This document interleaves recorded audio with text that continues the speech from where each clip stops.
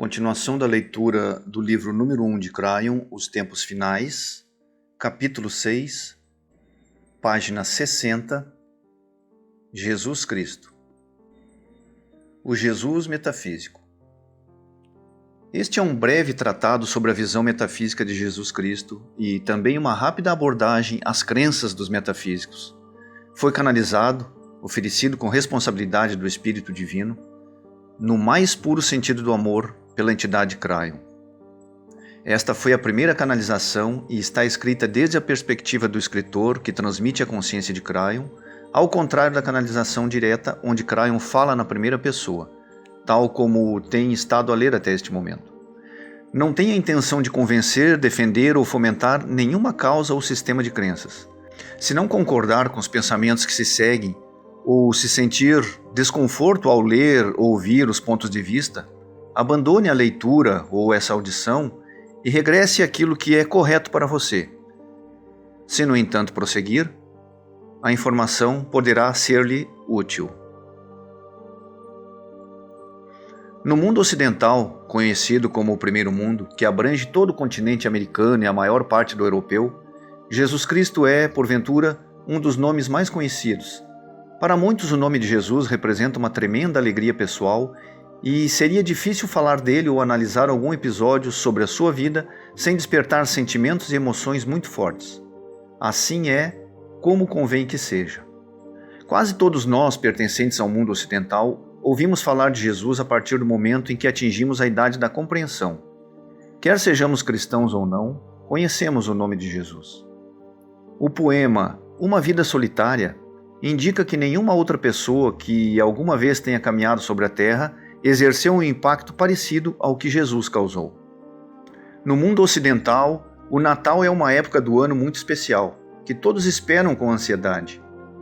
Se você é judeu ou pertence a qualquer outra religião não cristã, mesmo assim será afetado por essa época, pelo que quase toda a gente se sente como bombardeado por ela. Isto faz o aniversário de Jesus o acontecimento mais especial e divulgado do ano. Aos judeus ensina-se que o Messias ainda não chegou, embora vá chegar futuramente. Aos cristãos, assegura-se que ele não só esteve aqui, como morreu pelos pecados do mundo, e regressará para estabelecer uma ordem mundial especial. Livro 1, capítulo 6, parte 1. Infelizmente, ao longo dos últimos 2000 anos, surgiram centenas de seitas cristãs, todas elas com as suas próprias ideias, sobre não só de que Jesus disse ou quis dizer, mas também sobre a forma como um ser humano deveria conduzir a sua vida para ser um verdadeiro crente. Regra geral, cada seita pensava que a sua própria doutrina era mais correta do que todas as outras, e que já tivera a sua própria verificação espiritual, o que lhe permitia demonstrar as suas afirmações, dessa forma. Algumas seitas puseram a sua tônica tanto na adoração da mãe de Jesus como na dele mesmo. Outras enfatizaram aquilo que, na sua opinião, eram segredos que somente os crentes poderiam conhecer, os quais só eram transmitidos numa cerimônia secreta na presença de uns poucos eleitos. Algumas seitas defendiam que, para ser crente nelas, era preciso assinar um contrato, estabelecer um compromisso e unir-se a um grupo. Para outras, porém, bastava aceitar simplesmente Jesus no coração. Algumas entendiam que os profetas de 2000 anos eram os únicos e verdadeiros, enquanto outras acreditavam que os profetas da igreja continuavam a ser válidos. Uma ou duas defendiam que devia de existir um líder cristão supremo, outras sustentavam que os líderes locais já eram suficientemente bons. Algumas afirmavam que somente homens muito especiais, jamais mulheres, podiam comunicar-se com Jesus, e que uma pessoa comum, para chegar a Jesus, tinha que recorrer a esses seres especiais, confessar-lhes o que tinha feito de mal. Outras, bem pelo contrário, defendiam que qualquer um podia falar diretamente com Jesus. Algumas garantiam que somente meia dúzia de privilegiados, naturalmente pertencentes à sua seita, seriam eleitos para estar com Jesus. No final, outras, porém, calcularam em cerca de 200.000 o número de almas que seriam escolhidas para o acompanhar, novamente procedentes dos seus próprios seguidores.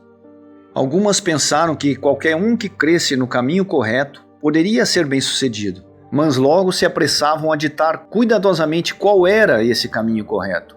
Algumas disseram que não se podia estar casado para ser um sacerdote, outras disseram que isso não tinha qualquer importância. Algumas garantiram que não se podia viver numa sociedade ocidental, tendo algum dinheiro e sendo um líder espiritual, outras disseram que isso não tinha importância nenhuma. Algumas insistiram que para adorar Jesus era fundamental acreditar que o nascimento dele fora um milagre, já que de outro modo ele não ouviria as suas orações. Outras disseram que tal coisa era irrelevante, pois qualquer pessoa podia adorá-lo, já que Jesus ouvia toda a gente. Muitos dos significados das escrituras originais puderam ser verificados a partir dos rolos do Mar Morto, descobertos recentemente. Estes textos fundamentais, no entanto, foram sequestrados durante mais de 50 anos, e o seu estudo só foi permitido a certos eruditos autorizados, pertencentes a um certo grupo, nomeado para o efeito. São poucos os homens que continuam a controlar quem pode analisar esses documentos, o que será alterado brevemente com algumas revelações assombrosas. No passado, era habitual mostrar desacordo em relação a Jesus ao que se supunha que um ser humano deveria fazer com os ensinamentos dele. Porém, e quase sem exceção, todos acreditavam que Jesus fora a representação da essência do amor de Deus. Fora o amor em si mesmo e tivera que vir à Terra de uma forma muito especial, como um indivíduo sobrenatural para ensinar. Ninguém que acreditasse que Jesus tinha estado aqui duvidou deste aspecto. Não obstante, os detalhes sobre do que fazer com o conhecimento transmitido e a que grupo aderir foram intensamente debatidos. Realmente, muitas das chamadas guerras santas ou religiosas ocorreram em nome de Jesus, sendo que muitos inocentes morreram por terem se aliado aos chamados não crentes.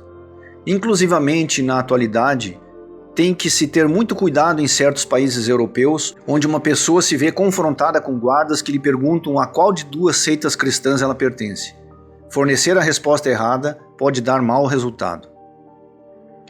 Explicar tudo isso a um visitante, acabado de chegar de outro planeta, poderia causar-lhe certo desconforto. Na realidade, seria desagradável explicar fosse o que fosse a um visitante do espaço. Não é que estejamos a sugerir que viremos a ter a oportunidade de explicar isto a um visitante do espaço. Apenas foi dito a título de exemplo. E se esse viajante tivesse conhecimento da história da Terra, da sua cultura e dos acontecimentos atuais, até se tornaria difícil justificar a importância de Jesus. Porém, o dito visitante poderia dar uma ajuda sustentando que a grande maioria da população humana da Terra adora um ou dois indivíduos sobrenaturais diferentes e que, apesar de muitas seitas instituídas, estão unidos no que toca à necessidade de adorar a Deus. Milhões de seres humanos reúnem-se para rezar em conjunto e darem graças a Deus, depois continuam com as suas vidas, sem darem qualquer importância a Jesus. A parte verdadeiramente embaraçosa para os seguidores de Jesus é que esses outros consideram o seu próprio sistema de crenças com uma seriedade altamente impressionante. Passe você um tempo na companhia de uma pessoa do Oriente Médio, do Terceiro Mundo, e compare quanto tempo dedica ao seu culto ou preste atenção aos sacrifícios que suporta. Conviva com uma pessoa asiática e observará o mesmo. Depois, passe um tempo com um crente cristão moderno do Primeiro Mundo. A comparação vai levá-lo a fazer perguntas bastante inquietantes sobre a fé. É claro que se interrogar os dirigentes cristãos sobre isso, eles dirão que todos os outros estão enganados, quer dizer, a maioria da população da Terra. São pagãos e, dado não conhecerem a Jesus, são uma espécie de almas perdidas. É ensinado aos cristãos que Deus escolheu Jesus para vir à Terra falar apenas a um grupo muito seletivo de europeus caucasianos que viviam numa zona conhecida atualmente como Médio Oriente. Em seguida, esse grupo, ou aquele que nesse grupo acreditavam nele, assumiria a tarefa de levar os ensinamentos do Mestre aos 4 milhões de seres humanos que viriam a povoar a Terra, no período, entretanto decorrido, antes de Jesus regressar. O que é verdadeiramente irônico em tudo isso é que aqueles outros que não conhecem Jesus adoram os seus próprios indivíduos sobrenaturais, baseados em premissas muito similares à que os cristãos utilizam na sua própria adoração de Jesus. De fato, por muito incrível que pareça, algumas das escrituras desses crentes pagãos são muito parecidas nos seus ensinamentos ao que surgem na Bíblia Sagrada. A maior parte do Sermão da Montanha e dos clássicos mandamentos do Antigo Testamento encontram-se claramente incluídos, no que toca aos seus fundamentos e intensidade, em todas as outras escrituras do mundo. Algumas delas parecem que acabaram de ser extraídas das escrituras cristãs. No entanto, umas foram escritas muito antes da vinda de Jesus e outras durante os anos que faltam da vida dele. O mais estranho de tudo isso é o fato de que os outros acreditam que os seus mestres também foram a representação da essência do amor de Deus, que também chegaram à Terra de forma milagrosa, como indivíduos sobrenaturais, para ensinar e realizar milagres enquanto aqui estivessem, tal como os cristãos pensam em relação a Jesus. E se esses outros forem questionados sobre esse assunto, ficaremos a saber que afinal os cristãos é que são os pagãos e não os crentes. Tenha muito cuidado em não escrever um livro que esteja em desacordo com eles, pois podem caçá-lo e matá-lo. O pensamento metafísico sobre Jesus. É uma crença metafísica o fato de Jesus Cristo ter sido um dos mestres de mais alta ascendência entre os que visitaram a Terra. Veio para nos dar a verdade, o amor e o exemplo. Enquanto cá esteve, muitos escreveram sobre o que fez, deixando-nos um magnífico registro da sua passagem. Depois de ter partido, também muitos canalizaram os seus ensinamentos do Espírito. Chamaram-lhe o Espírito Santo e distribuíram instrução na verdade e no amor. Algumas dessas canalizações são os livros do Novo Testamento, traduzido e voltado a traduzir numerosas vezes, os quais têm sido transmitidos aos humanos desde há 2000 anos. Os metafísicos também creem que outros mestres, talvez tão poderosos, talvez até o próprio Jesus, surgiram para visitar outras zonas culturais da Terra, que precisavam de ver o exterior de alguém como eles. E a cada visita transmitiram basicamente a mesma mensagem de amor universal. Alguns também acreditam que Jesus não morreu e que continuou a ensinar depois de ter saído do Médio Oriente. Os cristãos dirão que, uma vez que a Escritura, canalização, é com frequência confusa, há que confiar no Espírito Santo, o Espírito, para que lhes dê a sabedoria necessária para compreender. Para os metafísicos, isso é igual a dizer que o mesmo Espírito que transmitiu os escritos dará os significados. Mais uma vez, a maioria dos líderes religiosos no poder não consegue sequer começar a se pôr de acordo com aquilo que diz o Espírito ou sobre de quem está qualificado para escutar. Isso conduz à enorme fragmentação dos seguidores organizados de Jesus. Para os metafísicos, a parte mais desafortunada do acontecimento histórico da visita de Jesus é o que os homens no poder fizeram dela. Aparentemente, as palavras de Jesus foram traduzidas e interpretadas com o intuito de rebaixar e desbaratar o espírito e a vontade das pessoas. Quer dizer, nenhum homem é digno, nascemos no pecado, a passagem é breve, não há nada que se possa fazer pessoalmente para subir acima da nossa própria indignidade. O espírito do homem é pecado. Nasce-se com a certeza de ir para o inferno quando se morre. Dado que não se pode fazer nada digno, tem que se entregar a própria responsabilidade a um poder superior. Se as coisas lhe correm bem, você não tem nada a ver com isso. Desde muito cedo se ensina aos cristãos que devem entregar a vida, o poder, a Jesus para se elevarem acima desse pântano que é a sua própria indignidade. Admite-se que os homens mataram o Filho de Deus. Ensinam que só podemos esperar culpabilidade e que Deus aprecia o castigo. Porém, é possível obter o perdão de Deus, pelo que a metáfora de Jesus, pastor, e dos seres humanos, rebanho, repete-se uma e outra vez nas Escrituras. Como se sabe, não se espera que as ovelhas façam algo por si mesmas. Este conceito é o maior fosso entre o Jesus metafísico e o Jesus cristão. Os metafísicos não acreditam que Jesus tenha tido todas essas intenções. Não creem que Jesus sentisse qualquer desejo de ser adorado como divindade. As suas palavras significam algo completamente diferente do que significam para aqueles que abraçam essa nova crença universal. Da mesma forma, também a sua morte, tal como foi registrada, não tem o mesmo significado. Pelo contrário, creem que cada pessoa vem ao mundo como um ser humano cuja origem é espiritual e que, dentro de si mesma, dispõe do total poder de Deus, o qual aguarda apenas o momento de ser utilizado, através da compreensão espiritual. Também acredita-se que cada pessoa é responsável pela sua própria vida e pelo seu próprio poder. Entregar a sua vida a Deus não é perder o controle, mas assumir o controle. é utilizar os ensinamentos de Jesus e dos outros como um guia para obter o poder, que é o seu permanente. Jesus não veio para nos converter em ovelhas, veio para nos dar instruções sobre como despertar o pastor dentro de cada um de nós. A isso chama-se tomar o seu próprio poder. Os metafísicos estão preocupados com o aqui e o agora, ainda que frequentemente haja muita agitação sobre os aspectos secundários como vidas passadas, OVNIs e fenômenos psíquicos. O verdadeiro metafísico preocupa-se com o melhorar a si mesmo, através do estudo das formas de como usar as chaves universais ensinadas por Jesus e outros, para se elevar até um estado de consciência mais alto, enquanto aqui na Terra. Ou seja, os metafísicos estão convencidos de que podem levar vidas melhores e ter paz, saúde e alegria enquanto estão encarnados, utilizando para isso o poder de Deus, que está disponível para todos, tal como Jesus ensinou. E ao fazerem isso, ajudam a elevar a consciência do planeta através da oração, o verdadeiro objetivo do nosso tempo na Terra. Esse tipo universal de crença poderia ser visto simplesmente como outra seita, como mais uma entre as centenas que já existem. Logo, onde está a diferença? Acaso os metafísicos são gente que pretende conhecer melhor Deus do que os outros? Neste caso, não seriam diferentes dos demais. Talvez isso possa ser assim, mas se observarmos mais atentamente, veremos as diferenças singulares da metafísica. Número 1. Respeita todas as outras crenças humanas. 2.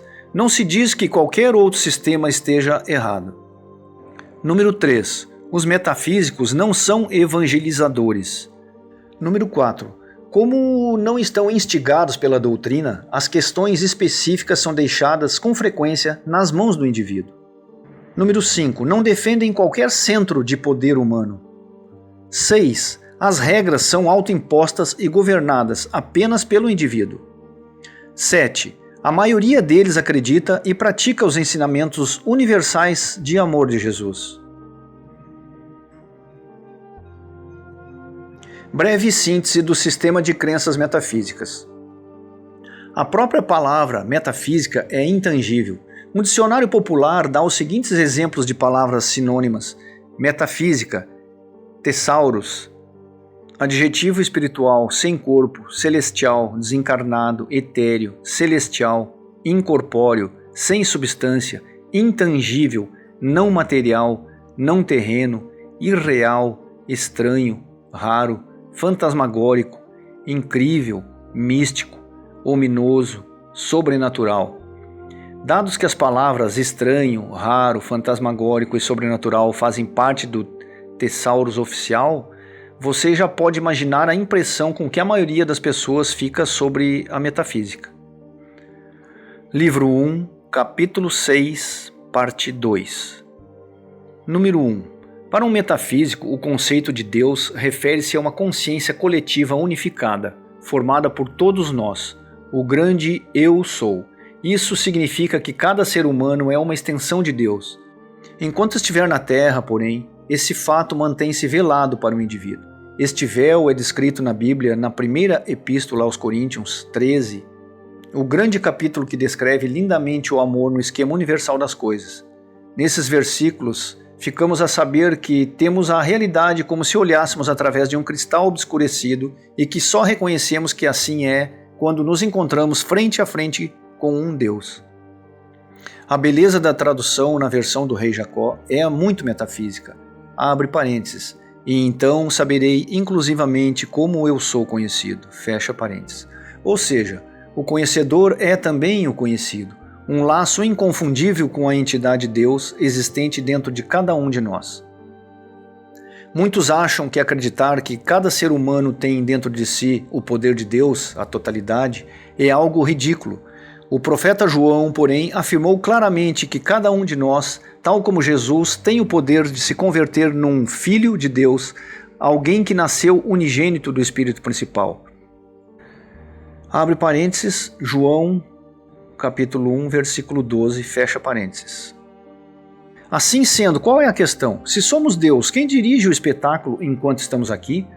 A resposta, ainda que confusa, é nós. Enquanto extensões de Deus, decidimos vir aqui e concordamos coletivamente em aprender as lições que se nos apresentaram. Quando partirmos, julgamo-nos a nós mesmos coletivamente a partir do comportamento que tivemos e continuamos em direção à vibração do amor, completo e perfeito para o universo inteiro. Esta é a razão pela qual os metafísicos sustentam que não há acaso. As coisas acontecem por alguma razão. As crianças morrem, rebentam-se guerras, as pessoas curam-se, tudo isso dentro de um âmbito daquilo que se supõe que deve ocorrer, em benefício dos humanos que estão aqui para aprender. Trata-se de uma grande escola com muitos níveis. O nosso tempo aqui não é mais do que um pestanejar para o conjunto do esquema. Enquanto estamos na Terra, recebemos a ajuda de outros que concordaram em vir conosco, mas talvez não sejam vistos. Espectros? Falaremos disso mais à frente. Para uma mente humana lógica, talvez não faça sentido que tomemos a decisão de vir à Terra para passar por uma vida de potencial sofrimento e dureza. Mas para a mente de Deus, nós, quando não estamos aqui, isto está correto.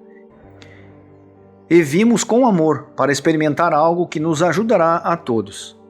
Mas atenção! Os metafísicos também acreditam que, enquanto estamos na Terra, podemos manifestar qualquer coisa que escolhamos usando o poder intrínseco que possuímos enquanto extensões de Deus.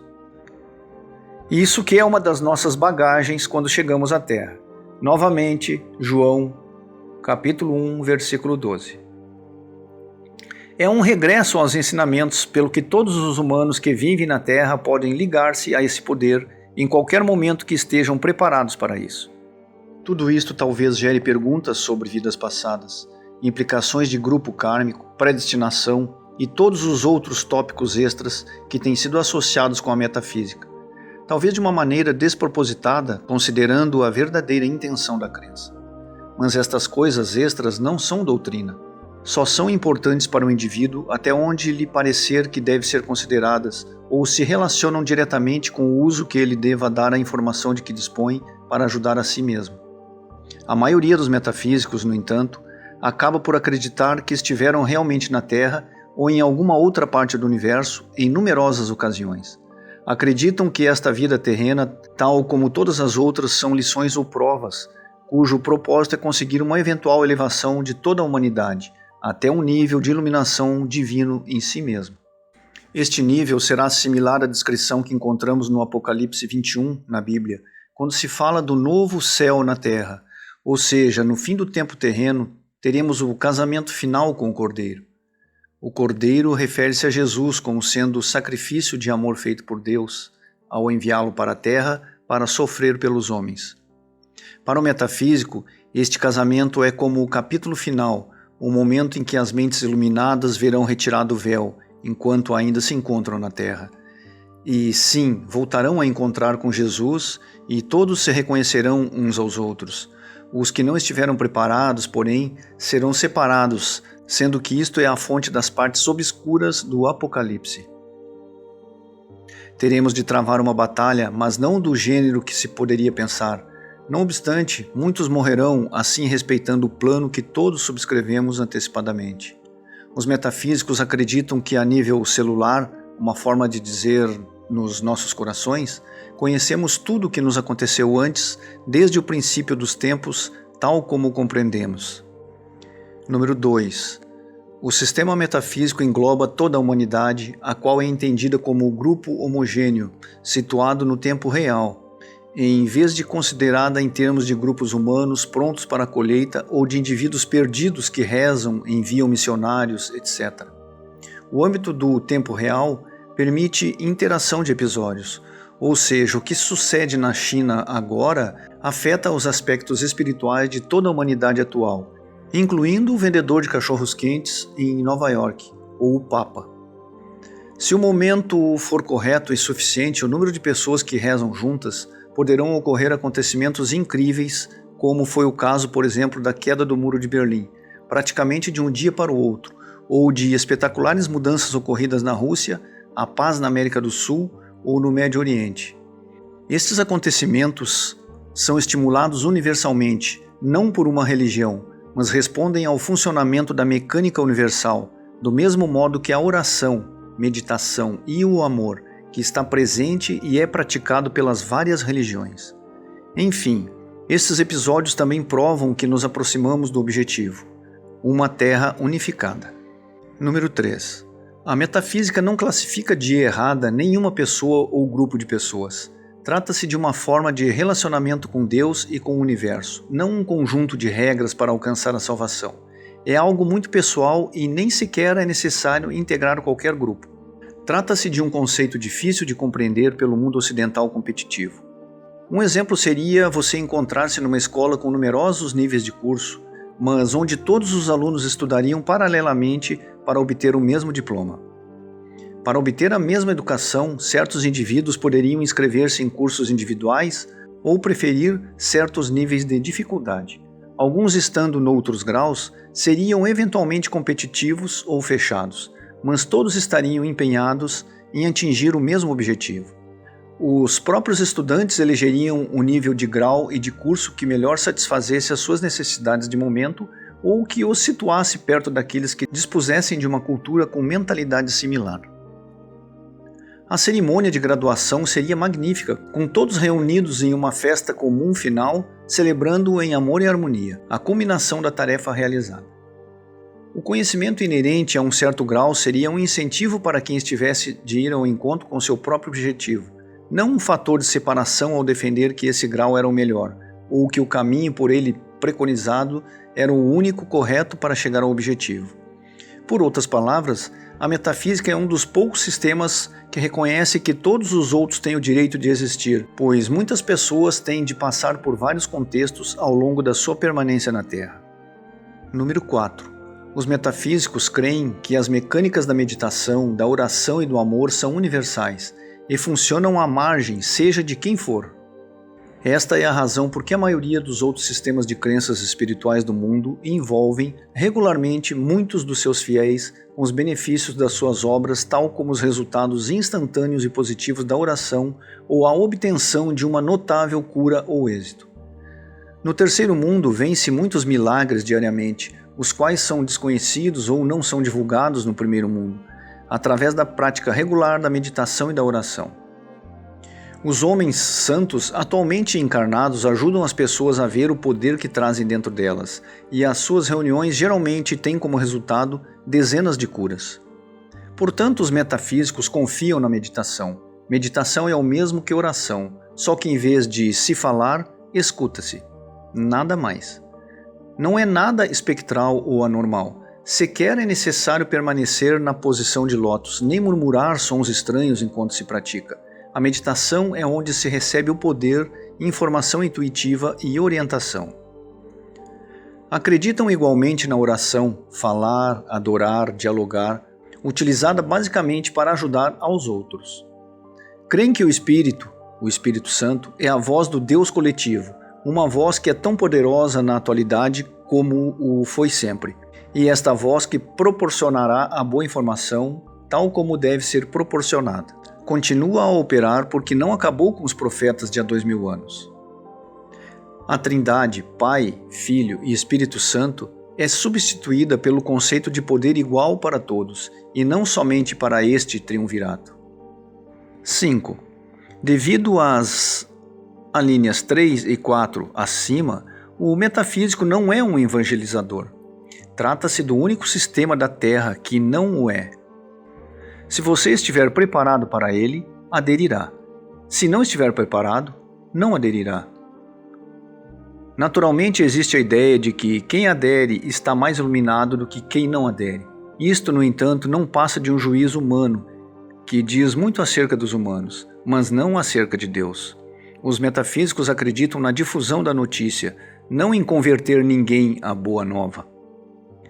6. Finalmente, e isto é o mais doloroso para a maioria dos cristãos, temos o fato evidente de os metafísicos não considerarem Jesus como Deus, pelo menos em maior medida do que a você ou a mim. Não o adoram como Deus e não acreditam que Jesus desejasse ser adorado como tal. Estão convencidos de que Jesus talvez tenha estado mais perto de Deus ou do amor puro do que de qualquer outra entidade existente no universo, e que a sua visita à Terra foi monumental e crítica para a humanidade. Pertenceu ao nível iluminado mais elevado que alguma vez existiu e chegou aqui para nos ensinar numa época em que era absolutamente fundamental fazer parte da civilização. Além disso, chegou com pleno conhecimento de que viria a sofrer no final da sua estadia. A decisão de o enviar foi coletiva e muito dolorosa. Fez ele todos os milagres de que se fala? Ressuscitou dentre os mortos? Certamente possuía esse poder. Foi o Filho de Deus? Sim, até onde possamos compreender o que isso significa. Não podemos conhecer a mente de Deus, tal como não podemos explicar a um urso formigueiro como funciona um motor de combustão interna. Há coisas que muito simplesmente estão para além da nossa capacidade de compreensão enquanto estivermos aqui.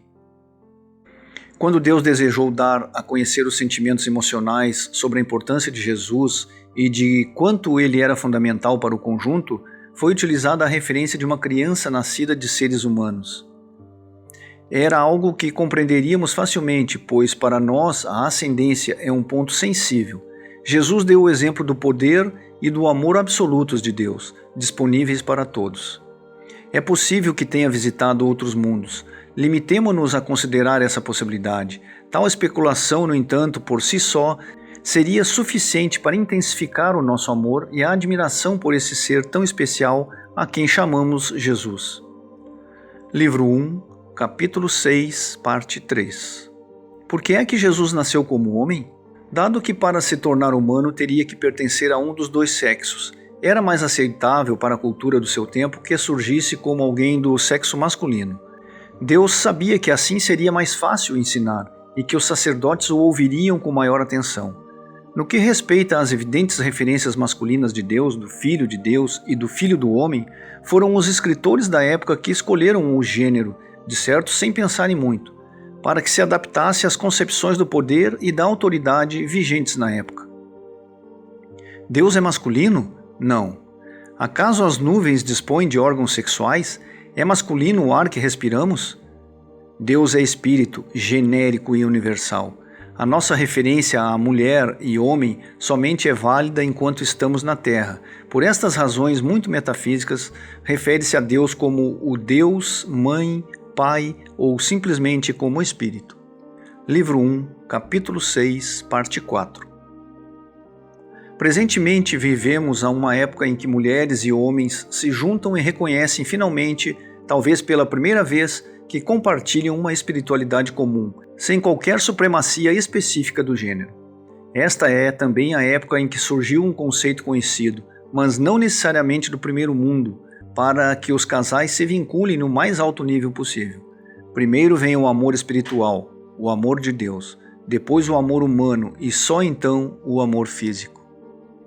Livro 1, capítulo 6, parte 5. 6. Os metafísicos também acreditam que a grande parte da Bíblia foi interpretada e traduzida pelos homens, tendo em vista os propósitos dos homens. Creem ainda que algumas partes da Bíblia foram deixadas de fora propositadamente. Isto será demonstrado finalmente na Terra, e embora muitos cristãos não venham a aceitar tal revelação. Os metafísicos não acreditam no diabo no sentido clássico. O inferno e a condenação eterna não têm um papel tradicional nas suas crenças. Veja já a seguir o subtítulo O Invisível. Apenas indicam que antes de o cristianismo ser reconhecido como o conhecemos atualmente, passou por uma época em que governos poderosos o controlaram, o manipularam e o utilizaram inclusivamente para a guerra. Os sustentáculos do poder foram a miúde líderes religiosos que cederam à corrupção. Esconderam as escrituras, editaram-nas e traduziram-nas sobre formas que ajudaram a controlar as pessoas, e é nesses mesmos âmbitos que continuam a ser lidas e seguidas hoje. Não se pode entrar numa discussão competitiva com o metafísico porque, simplesmente, ele não acredita que a Bíblia seja totalmente exata. Por consequência, o que é sagrado e tem autoridade para uma pessoa pode ser usado para apoiar ou demonstrar o ponto de vista de outra pessoa. A discussão converte-se assim numa competição de razões que não serve a ninguém.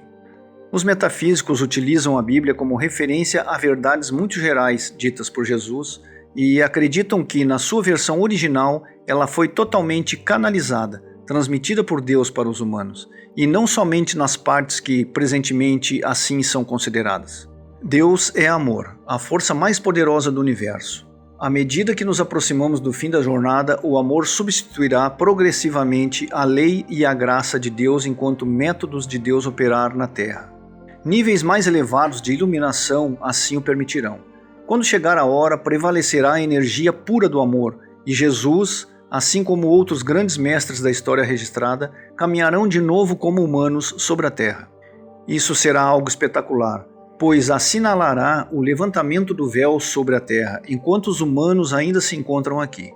Os metafísicos creem que o nosso mundo é simplesmente um dos muitos em que isto acontecerá, e, cada vez que ocorre, desencadeia-se um acontecimento muito especial, auxiliado e celebrado por todo o universo e por todo tipo de entidades espirituais, muitas das quais desconhecemos, mas que nos ajudam permanentemente. Nenhum humano tem realmente um conceito do verdadeiro poder da energia do amor. O Invisível, livro 1, capítulo 6, parte 6. Tanta coisa já foi dita sobre o aspecto invisível da metafísica que para muitos isto adquiriu uma falsa importância. O que se passa com fantasmas, anjos, OVNIs, guias espirituais, etc.? Para nós, basta-nos saber por que estamos aqui e o que supostamente devemos fazer, o que é mais do que suficiente para nos mantermos ocupados durante toda uma vida. A mecânica do universo e de como funcionam as coisas nos é oferecida perifericamente e em pequenas doses. Será suficiente dizer que não é assim tão importante compreender tudo. Se o seu carro o leva aonde você quer, não é necessário compreender como funciona o motor para chegar em segurança.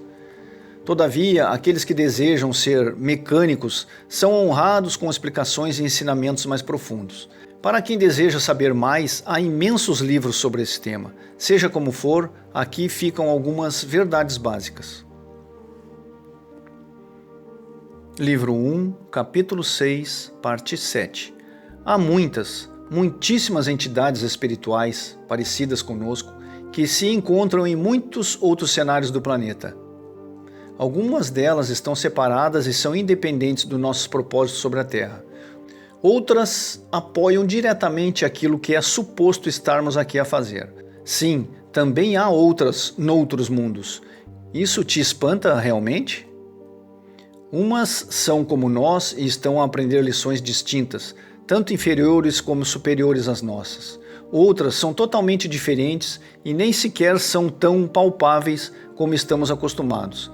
Por consequência, são difíceis de perceber. Algumas podem comunicar-se marginalmente, outras tentam comunicar, embora não devessem. Umas visitam-nos e, tudo bem, outras talvez fosse melhor irem para outro lugar.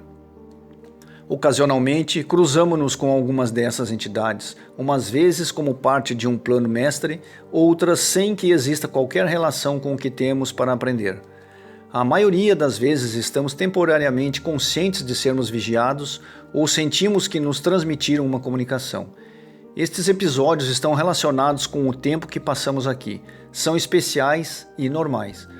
Noutras ocasiões, porém, podemos ver ou ouvir coisas que podem ser aterradoras ou incompreensíveis, como por exemplo os fantasmas.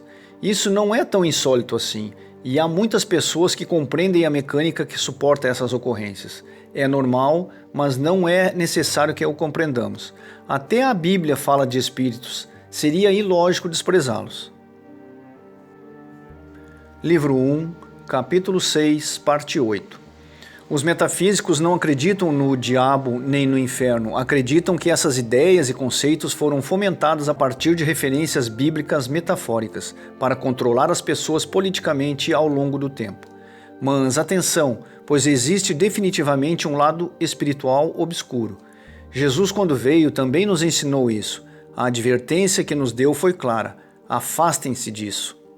A negatividade e a tragédia podem manifestar-se com a mesma facilidade com que se manifesta o amor e a cura. O seu poder, leitor, ouvinte, enquanto extensão de Deus, é absoluto, pense nisto. Durante a época da, entre aspas, lei sobre a terra, Deus criou uma grande quantidade de morte e de sofrimento. Logo, nem tudo que se manifesta é agradável e carinhoso. Expulsar os espíritos malignos é uma realidade, pois há entidades invisíveis de baixa vibração que entrarão num espaço negativo se assim forem convidadas. A depressão profunda e o fechamento da personalidade é um sentimento que facilita esse convite. Por vezes, é necessário reunir um grupo de pessoas para conseguir expulsar essas entidades de outra pessoa, pois ela sente-se praticamente impotente para ajudar.